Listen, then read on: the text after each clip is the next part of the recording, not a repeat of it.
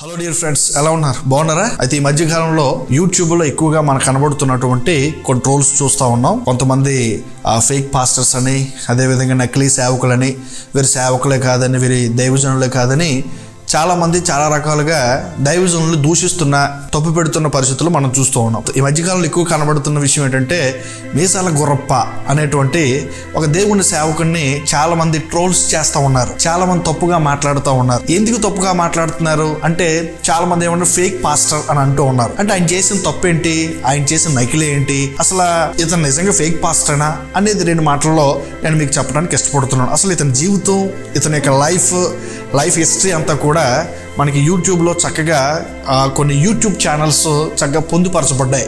సాక్ష్యం అందులో ఉంటుంది, అదేవిధంగా చక్కని సందేశం కూడా ఉంటుంది. అసలు యాక్చువల్ చెప్పాలంటే మీసాల గుర్రప్ప అనేటువంటి ఈయన ఒక కోయి జాతికి సంబంధించినటువంటి ఒక అడవి మనిషి. ఆయన నోటితో ఆయనే చెప్పారనమాట.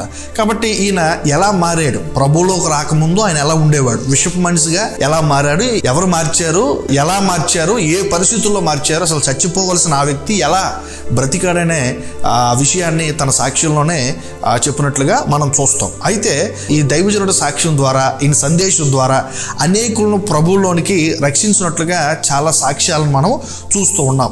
అయితే ఇప్పుడు యూట్యూబ్లో కానివ్వండి, ఇన్స్టాగ్రామ్లో కానివ్వండి, ఉదయం లేవగానే చూస్తే చాలు ట్రోల్స్ చేస్తూ ఉన్నారు, ఇష్టానుసారంగా ఆయన కోసం మాట్లాడుతూ ఉన్నారు. కామెంట్ సెక్షన్లో అయితే ఇంక చెప్పక్కర్లేదు, చాలా తప్పుగా ఆయన భావిస్తున్న పరిస్థితి. అయితే ఆయన చేసిన తప్పు ఏంటి? ఆయన మారానని చెప్తున్నాడు. నా జీవితం మారింది, నా బ్రతుకు మారింది. ఒకప్పుడు నేను విషపు మనిషి, ప్రపంచంలో చాలా మంది విషపు మనుషులు ఉన్నారు, వాళ్ళు చనిపోయారు. నేను బ్రతికానంటే కేవలం బై గాడ్స్ గ్రేస్, దేవుడు కృప వల్ల నేను బ్రతికాను. నేను బ్రతికానంటే కేవలం నా తల్లి ప్రార్థన. రెండవది, దేవుడు నన్ను బ్రతికించాడంటే ఆయన పని కొరకు నన్ను బ్రతికించాడు. నేను అడవి మనిషినే, ఈరోజు సూట్ వేసుకుంటున్నాను, బూట్ వేసుకుంటున్నాను, ప్రజల్లోకి వస్తున్నాను, ఇలా చెప్తున్నానంటే నా దేవుడు నన్ను మార్చాడు, నా బ్రతుకుని మార్చాడు, నా స్థితిని మార్చాడని చెప్తున్నాడు. ఇందులో ఫేక్ ఏముంది, ఇందులో నకిలీ ఏముంది? ఒకసారి ఆలోచన చేయండి. ఎవరికి వచ్చినట్టు వాళ్ళు చాలా ఎక్కువగా మాట్లాడుతున్న పరిస్థితులు మనం చూస్తూ ఉన్నాం. కాబట్టి దైవజనుడు ఏం చేసి తన సాక్ష్యం, కొన్ని పాటలు పాడుతూ ఉంటారు. ఆయన కోయి పాటలు పాడుతూ ఉంటారు. ఆ కోయి పాటలకు అర్థం కూడా ఆయన చెప్తాడు. ఆ పాట వెనకాల ఉన్న అర్థం ఏంటో, తాత్పర్యం ఏంటో అవన్నీ కూడా ఆయన చెప్తాడు. పూర్తిగా మనం వినకుండా, చూడకుండా, ఆయన సాక్ష్యం ఏంటో తెలియకుండా, ఆయన జీవితం బయో ఏంటో తెలియకుండా, ఆయన హిస్టరీ, ఆయన చరిత్ర ఏంటో తెలియకుండా ఇష్టానుసారంగా చాలామంది చాలా రకాలుగా మాట్లాడడం నాకు చాలా బాధ వేసింది. ఎందుకంటే ఒక దైవజనుడు కదా, భారం కలిగి పనిచేస్తూ ఉన్నాడు ఆయన. నిజంగా ఆ రోజులో చనిపోవలసిన ఆ వ్యక్తి అడవిలో వీళ్ళ నాన్నగారు మొదటి సంతానాన్ని బలిచ్చేస్తారనమాట. అడవిలో చంటి పిల్లలు 7 సంవత్సరాల వరకు వారిని పెంచి పోషించి తర్వాత బలిచ్చేస్తారు. ఆ బలిచ్చే క్రమంలో ఒకవేళ ఈయన కానీ మొదటి పుడుతున్నాను బలిచ్చేయవలసింది. కానీ దేవుడు కృప, నేను చివరివాడిని అవడం వల్ల బ్రతికాను, దేవుడు నన్ను బ్రతికించాడు, దేవుడు నన్ను ఆశీర్వదించాడు, దేవుడు నన్ను అడవి జాతుల మధ్య సేవ చేయడం నిలవబెట్టుకున్నాడు అని చెప్పాడు. తన గురించి, తన ప్రొఫెషన్ కోసం తను చెప్తున్నాడు. దేవుడు ఎలా రక్షించాడు, దేవుడు తను ఎలాగా స్వస్థపరిచాడు, దేవుడు తను ఎలా నడిపించాడు, దేవుడు అనేకుల మధ్య తను ఎలా వాడుకుంటున్నాడు. మీలా నాకు తెలుగు మాట్లాడడం రాదు, లేకపోతే మీలా నేను సరిగ్గా మాట్లాడలేను, నాకు మాట తీరు తెలియదు అని ఆయనే చెప్తూ ఈరోజు ఎలా ఉన్నామంటే బై గాడ్స్ గ్రేస్, దేవుని కృప అని ఆయన చెప్తున్నారు. నేను మారాను, నా జీవితం మారింది, ఇది ప్రభువుని బట్టి అని చెప్తున్నాడు. ఇందులో నకిలీ ఎక్కడ ఉందండి, ఫేక్ ఎక్కడ ఉందండి? అసలు ఆలోచన చేయండి.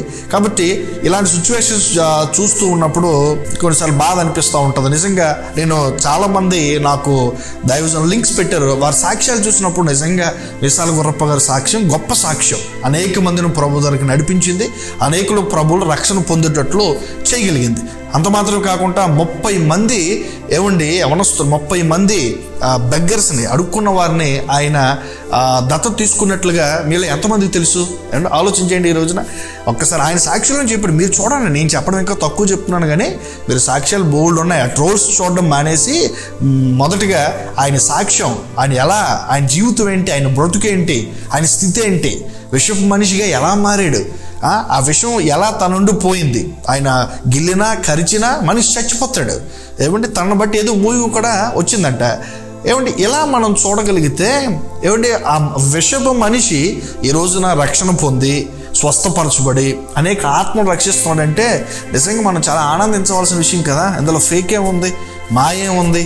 ఇందులో ఏం లేదు కదా. మంచి విషయం ఆయన చెప్తున్నారు. కాబట్టి మీసాల గుర్రప్ప అనే దైవజనుడి కోసం ఒక పెద్ద నేను చూడకుండా వయసులో పెద్దోడిని కామెంట్ సెక్షన్లో కూడా వయసులో పెద్దోళ్ళని రెస్పెక్ట్ లేకుండా ఇష్టానుసారం మాట్లాడడం అనేది కొంచెం బాధాకరమైనటువంటి విషయమే. ఎందుకంటే వయసులో పెద్దోళ్ళు కాబట్టి మనం రెస్పెక్ట్ చేయాలి. ఎప్పుడైతే మనం ఒకరిని గౌరవిస్తామో మనం కూడా ఒకరోజు గౌరవించబడతాం. గౌరవం ఇవ్వకుండా గౌరవం రాదు. లైక్ చేయండి, షేర్ చేయండి, సబ్స్క్రైబ్ చేయడం దయచేసి మర్చిపోవద్దు.